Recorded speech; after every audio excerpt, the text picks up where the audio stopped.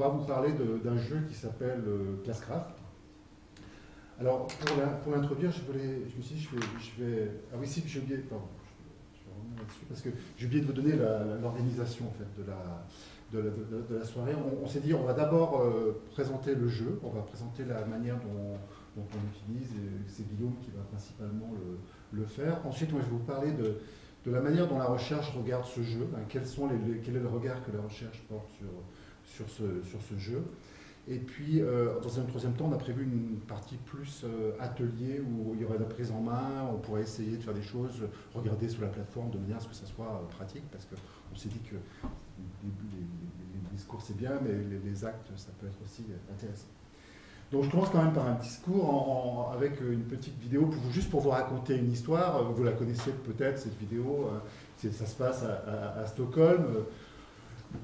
À Stockholm, on se rend compte qu'il y a un petit souci de santé publique, les gens marchent de moins en moins, font peu d'efforts physiques, et quand on leur donne le choix entre un escalier mécanique où on n'a pas besoin de marcher, ils prennent l'escalier mécanique, et puis l'escalier traditionnel, il n'a pas beaucoup de succès, alors qu'on aimerait que l'escalier traditionnel ait du succès, parce que faire marcher les gens, c'est prendre soin un petit peu de leur santé.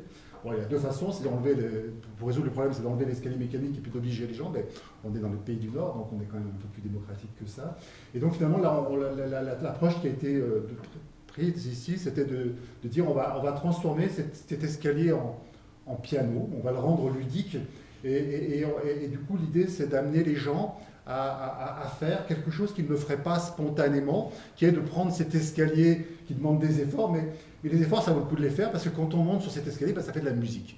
Et quand même, c'est rigolo de faire de la musique, et du coup, finalement, on s'aperçoit qu'avec cette approche-là, on a la possibilité, finalement, de faire faire à des gens des choses qu'ils ne feraient pas spontanément.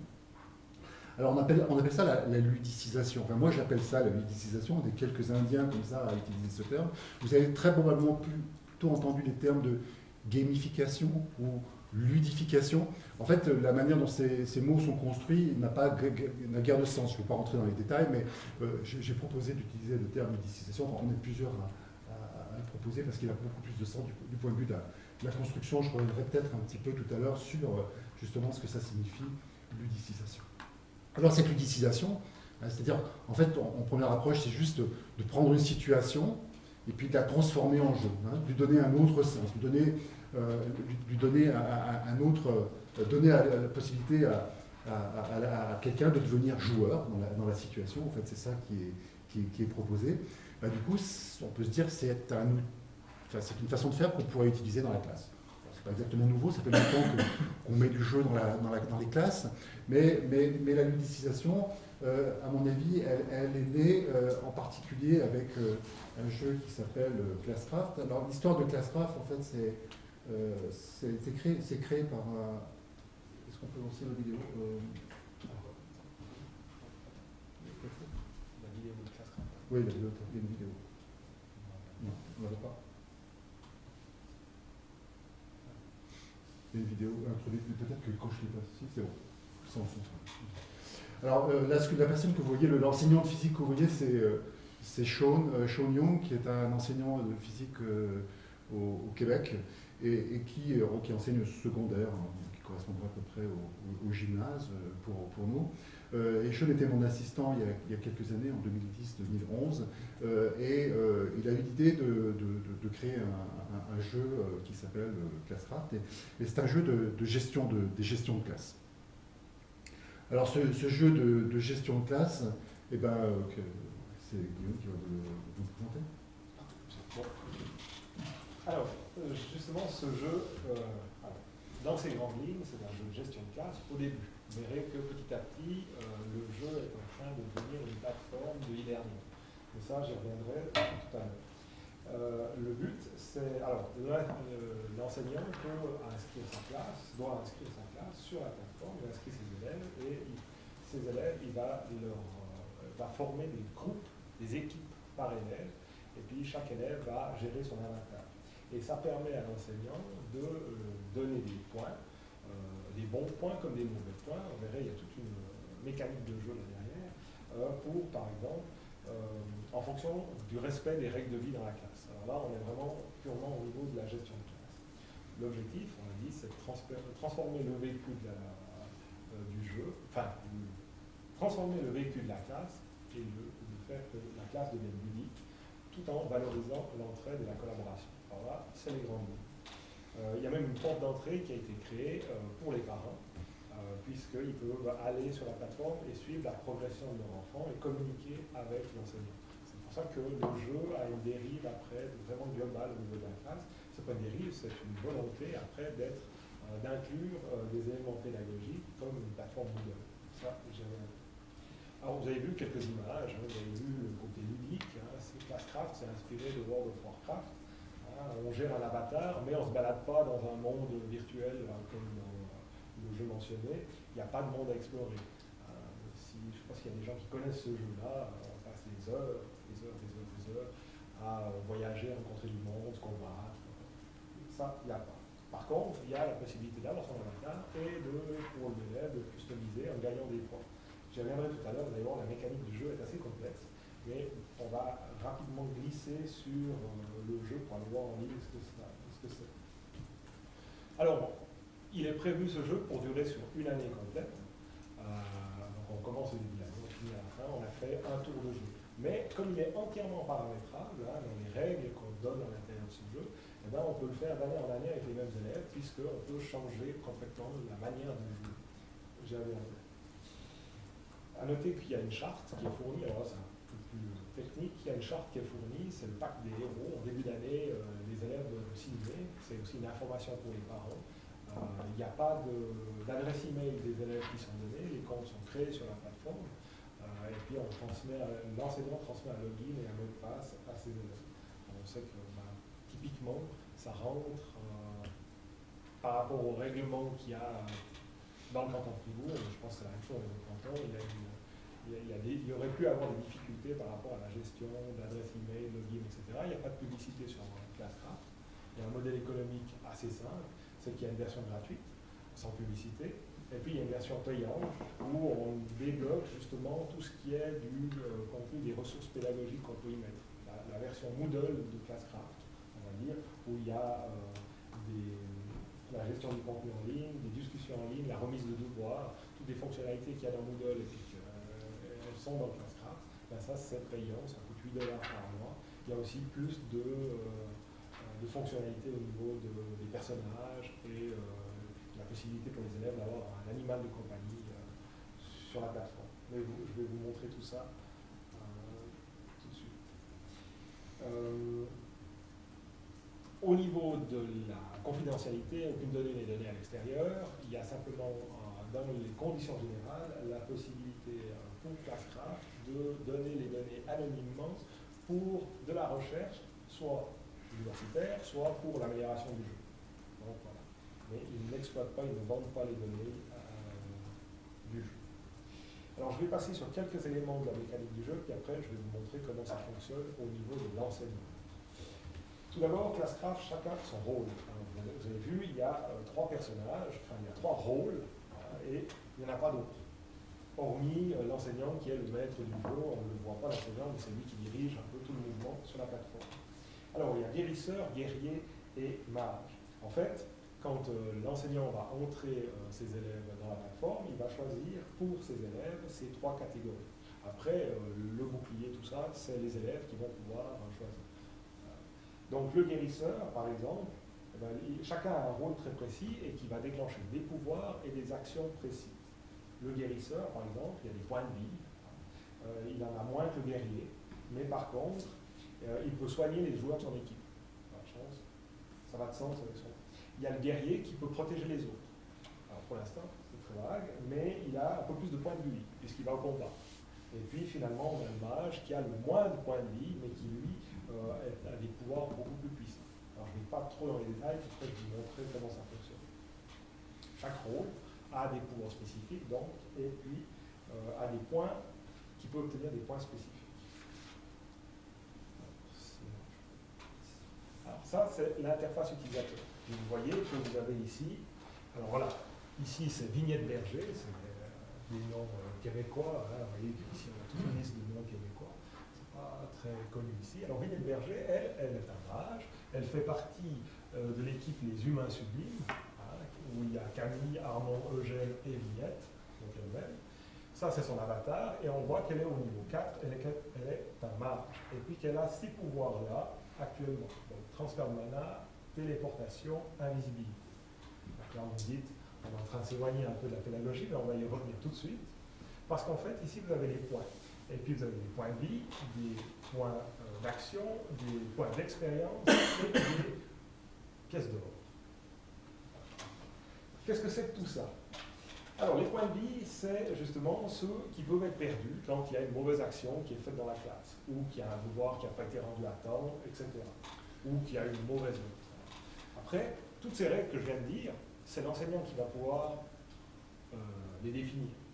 Donc, une classe à l'autre, ce ne sera pas les mêmes règles d'une classe à l'autre, ou d'un enseignant à l'autre. Les points d'action, c'est ce qui permet justement, en ayant une certaine quantité, tous les jours à minuit, ils reçoivent des points d'action. Et puis ils les accumulent, et après c'est ce qui va leur permettre d'utiliser des pouvoirs. Et après on va voir ce que ces pouvoirs vont pouvoir faire. Les points d'expérience, c'est des points qui sont donnés par l'enseignant quand il y a de la bonne participation, quand ils ont réussi quelque chose, etc. Et ces points d'expérience permettent de changer de niveau. Alors là aussi, de niveau. Là aussi, c'est l'enseignant qui va définir. S'il a une classe qui est très forte, il va mettre l'expérience très haut. Et puis s'il a une classe qui est moyenne, il va dire 800 points d'expérience, hop, on change de niveau, l'élève change de niveau. Et finalement, les pièces d'or, c'est les seuls points que les parents peuvent donner. Les parents, je l'ai dit tout à l'heure, ils peuvent se connecter à la plateforme, ils peuvent voir la progression. Ça s'appelle carnet de suivi. Ils peuvent voir aussi que ce matin, ils n'étaient pas à l'heure ou ils ont chahuté. Et ils peuvent donner les pièces d'or pour récompenser. Ces pièces d'or, c'est pour acheter un nouveau bouclier, des croquettes pour l'animal de compagnie. Enfin voilà, on est après dans ce côté très ludique.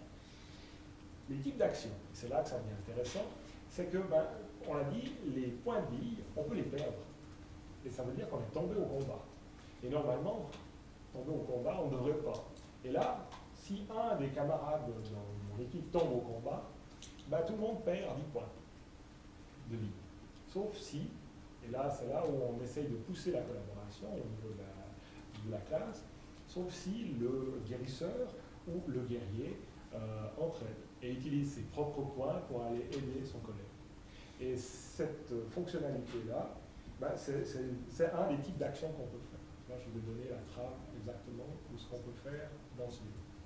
Donc, résultat, disons que Vignette Berger là, elle tombe au combat, on va avoir, soit il n'y a personne qui bouge, et puis on va dire que c'est une équipe qui n'est pas collaborative et qui ne va pas le sauver, tout le monde va perdre moins 10. Par contre, si Armand, qui doit être un guérisseur, va faire un transfert de mana, donc donner de ses points, résultat, il va être récompensé, lui, parce qu'il a fait quelque chose de collaboratif, etc. Alors, au départ, on est dans la mécanique du jeu, mais ça se traduit en classe. Parce que pour que quelqu'un n'ait pas des mauvaises notes, il faut s'entraider. Et le but, c'est que cette entraide virtuelle va se développer dans la classe au niveau de la collaboration entre les élèves. C'est le but de la plateforme. Vous me dites si je ne suis pas clair. Parce que voilà, il y a beaucoup d'éléments. Alors, maintenant, je vais aller sur la plateforme. Alors, il y a plusieurs vues. Alors, il faut que je trouve comme ça.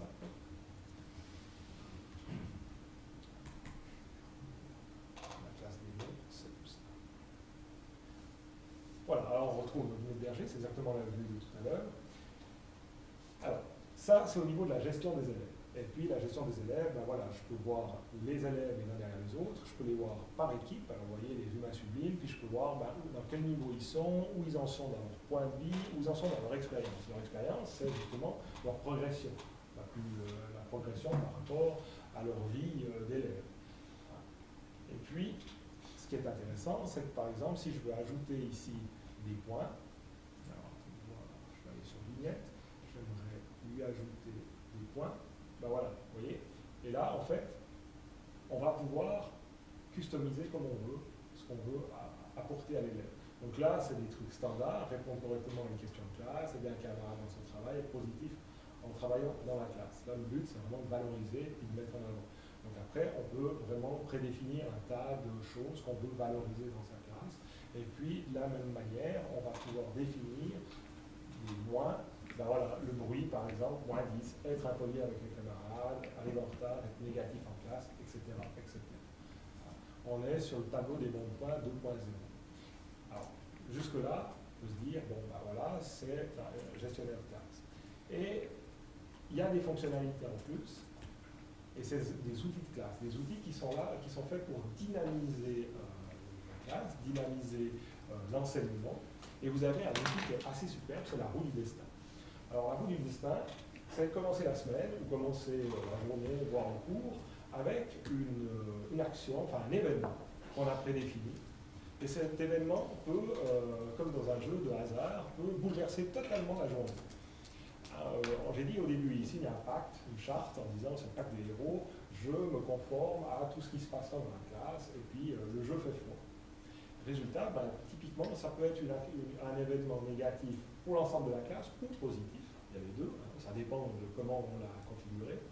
Pour une équipe, pour un personnage et même pour l'enseignant. Donc, c'est le hasard qui va déterminer et ça va lancer la journée. Alors, si je vais maintenant sur la roue du destin, je peux choisir au hasard soit un joueur, soit une équipe. Alors là, je vais dire, je veux une équipe, voilà. Les humains sublimes. Et puis, ça va déclencher. Alors, bon, je n'ai pas préconfiguré, mais ça devrait déclencher quelque chose pour les humains sublimes, par exemple. Donc ça, c'est la roue du destin, c'est un peu le hasard au début de journée. Après, vous avez des événements aléatoires. Donc là aussi, hein, c'est typiquement, ben voilà, il y a est-ce qu'il y a des choses qui ont été préconfigurées? Alors si je vais, voilà, je vais voir l'événement. Alors, une bénédiction. Voilà, tout le monde a gagné 100 points d'expérience aujourd'hui. Ça, voilà. Mais ça peut être une malédiction. Donc, c'est une manière de dynamiser le groupe. La bataille des boss, ça, c'est justement des quiz. Donc, on va créer son quiz. Je crois que je vais faire. On va créer complètement son quiz et puis on va pouvoir l'afficher au TBI avec une animation, etc. Puis on va monter les points et les scores de ces différentes équipes. On a après des comptes à rebours, tout simplement.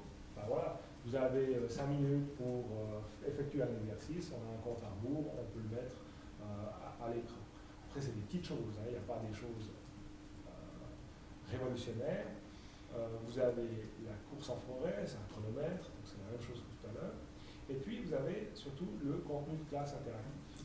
Et là, typiquement, ben, c'est pour monter à l'intérieur du système des ressources en disant, ben voilà, vous devez aller lire telle ressource montée, écrire un petit texte, rendre un devoir, tout se fait à travers la plateforme. Et là, on dévie sur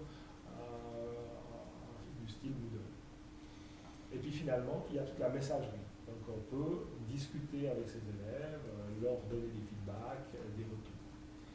La plateforme permet aussi d'avoir des rapports d'élèves par rapport à leur augmentation de points d'expérience, etc. sur le fil de l'année. Alors là, malheureusement, c'est terrible à ce niveau-là. Et puis, vous avez un retour sur le fil d'action, tout ce qui se passe sur la plateforme.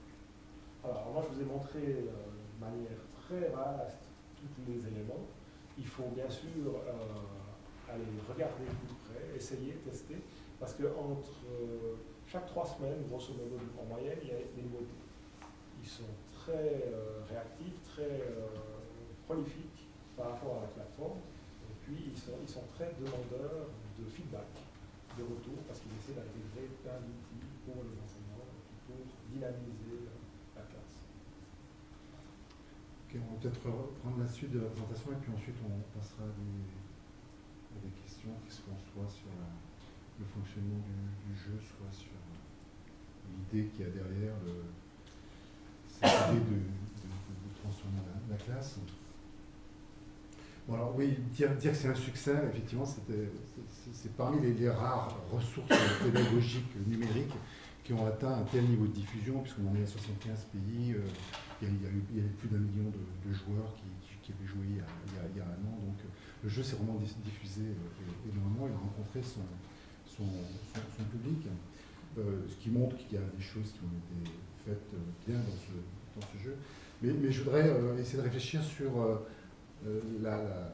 la question de vous amener à commencer à réfléchir sur la question de la ludicisation, donc cette transformation de la gestion de classe en jeu et la transformation de la classe en jeu en général, à travers ce concept. Donc, et on peut le faire à partir de 3 éléments qui me semblent importants à prendre en compte pour penser ce qui se passe dans cette histoire de jeu. L'un, c'est la question de la métaphore. Le deuxième, c'est la question de l'autonomie. Le troisième, c'est la question de la réflexivité. C'est les 3 éléments qui me semblent les 3 éléments clés d'un travail de ludicisation, qu'on retrouve en tout cas dans d'autres contextes. Alors, métaphore d'abord. Alors, vous avez vu dans le jeu, il y a un univers qui est homogène. Hein. Il y a vraiment un univers. Alors, l'univers est inspiré. Hein, il n'a pas été complètement créé ex nihilo dans la mesure où il s'inspire d'un jeu existant qui est World of Warcraft.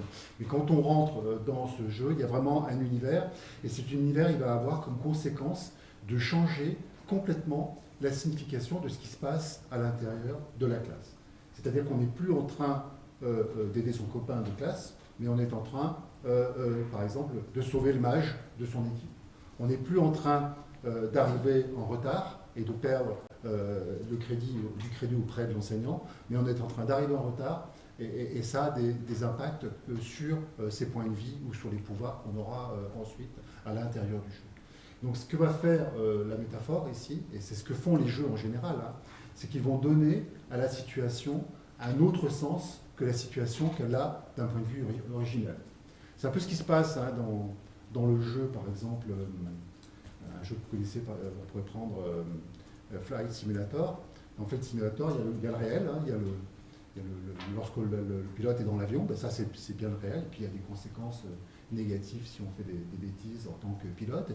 Il peut y avoir le niveau de la simulation à l'intérieur du simulateur de vol pour apprendre à piloter un avion.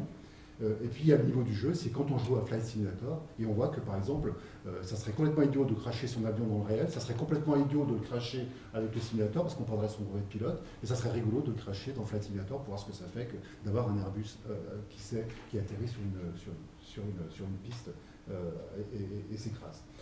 Et c'est vraiment la métaphore qui va au départ être un élément puissant et qui va faire que derrière la situation sera vécue ou pas comme ludique. Il y a des bons jeux ou des mauvais jeux, il y a des jeux qui sont adaptés à certains publics et des jeux qui ne sont pas adaptés à certains publics, mais c'est vraiment en lien avec cette métaphore.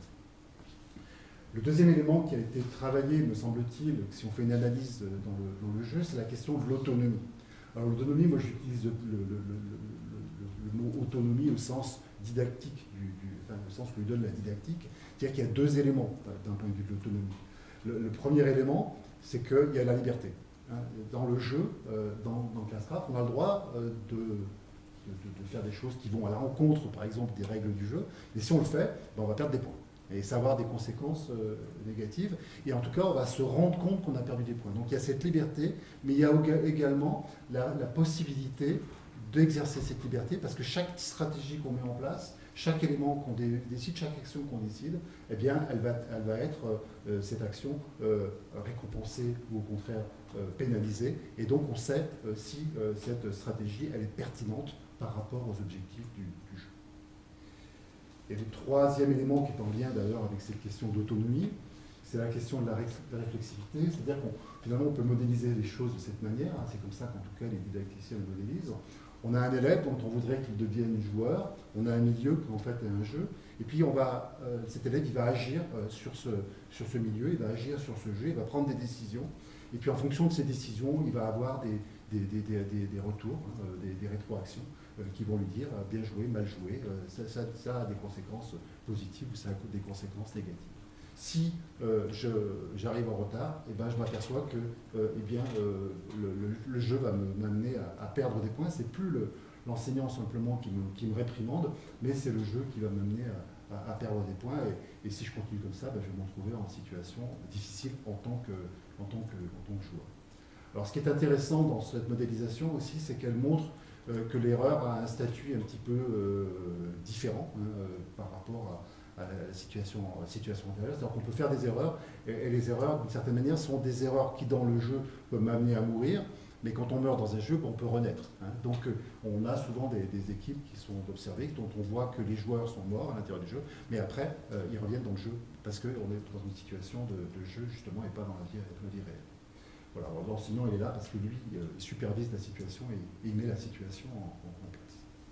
Alors, quand on analyse du point de vue de cette question du jeu et de l'apprentissage, on peut l'analyser aussi en prenant d'anciens cadres qui ont été créés, qui sont des cadres qui disaient notre problème, c'est de mobiliser l'attention. Alors, ces cadres ont été inventés non pas pour des questions éducatives au départ, mais pour des questions plutôt de publicitaires ou de gens qui voulaient faire en sorte que des individus soient collés sur leur écran et soient, par exemple sur l'écran de smartphone, et en échappent le moins possible. Alors c'est assez bien connu, c'est assez bien documenté, ça a été bien résumé récemment dans un bouquin d'Yves Citon, mais il y a 4 éléments à prendre en compte, hein, et les enseignants pourraient aussi s'en inspirer. Comment on fait pour capter l'attention d'un individu? D'abord, on le fidélise. C'est par exemple Facebook. Chaque fois qu'un étudiant en cours ouvre son ordinateur, c'est souvent la page Facebook qui est affichée en premier. C'est une fidélisation par rapport à Facebook. Il y a l'alerte, hein, c'est les alertes dans les smartphones avec régulièrement les notifications qui vous sont envoyées. Et donc ça va mobiliser votre attention. Et il y a l'immersion. L'immersion, ça, c'est le jeu qui le permet, avec par exemple des feedbacks réguliers. Je sais que quand on fait quelque chose, on a tout de suite un retour. Et puis la projection, c'est la projection dans un univers. Et ces éléments, on les retrouve dans Classcraft, la fidélisation, le jeu dure toute l'année. On a des alertes régulières qui arrivent pour les étudiants. Et puis on a ces éléments d'immersion et de projection dans un univers qui va effectivement amener à capter l'attention des élèves. Mais là où Classcraft va beaucoup plus loin, c'est que dans ce modèle théorique d'analyse de régime de l'attention, ce qu'on regarde, c'est l'attention comme une ressource. C'est-à-dire qu'on fait comme si l'attention était une ressource et qu'on mettait en place des éléments pour la gérer. C'est comme ça que procèdent actuellement les gens qui conçoivent des interfaces web ou des applications pour smartphone. Mais là où Classcraft va plus loin, c'est qu'il va, lui, non seulement considérer que l'attention c'est une ressource, mais considérer que le comportement des élèves est une ressource. C'est-à-dire qu'il va mettre en place un dispositif qui se traduit par des règles, qui se traduit par des récompenses, qui se traduit par des pénalisations, qui fait que finalement, on va essayer orienter le comportement des élèves. Alors ce comportement est orienté par les règles du jeu en particulier, qui sont paramétrables par l'enseignant, comme le disait Guillaume. Et donc les élèves vont avoir tendance finalement à admettre des règles qui parfois peuvent paraître d'ailleurs assez arbitraires à l'intérieur de la classe quand on regarde la manière dont la plateforme de jeu a été conçue.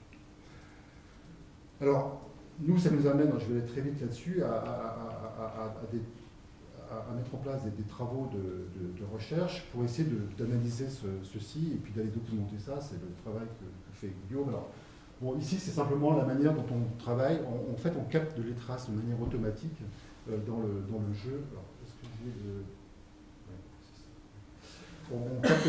on capte les traces et ça nous permet d'avoir une idée de ce qui s'est passé clairement dans la classe. C'est-à-dire qu'on observe des classes à distance en récupérant des traces de manière à savoir à quel moment sont utilisés les pouvoirs, comment, etc.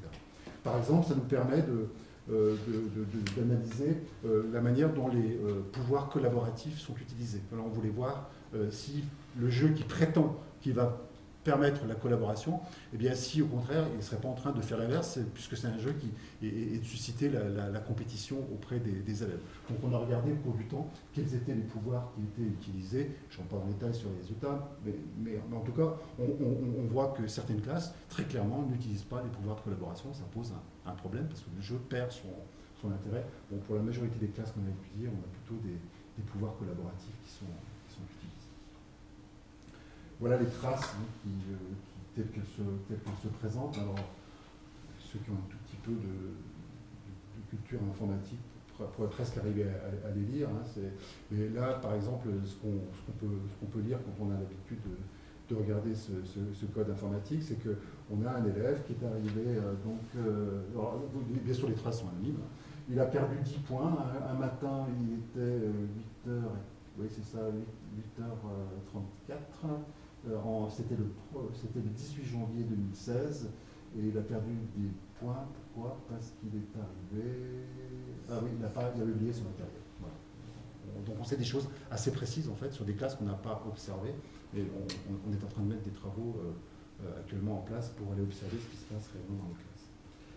Alors vous vous rendez compte que là il y a quand même des questions qui subsistent, parce que quand on procède de cette manière-là pour, je dirais d'une certaine manière, manipuler les élèves dans la classe, parce que c'est ça dont il est question ici, et ben on sort un peu d'un cadre éducateur, de notre cadre éducateur, puisque un éducateur il est là pour normalement émanciper ses élèves et pas les manipuler. Donc on introduit dans notre réflexion de recherche la question de la manipulation versus l'émancipation. Et comment on fait pour que, quand qu'on met du jeu dans une classe, on reste dans notre rôle d'éducateur. Donc il y a des questions éthiques en fait, qui se posent. Et puis il y a une autre question qui est importante, c'est la question du transfert. Est-ce que des élèves qui ont joué à Classcraft dans une classe, une fois qu'ils ont joué et qui vont quitter le système Classcraft, ben finalement auront transféré ces comportements de classe qui sont attendus d'eux dans d'autres contextes qui sont des contextes où on ne doit pas utiliser Classcraft. Voilà. On va ouvrir peut-être la discussion.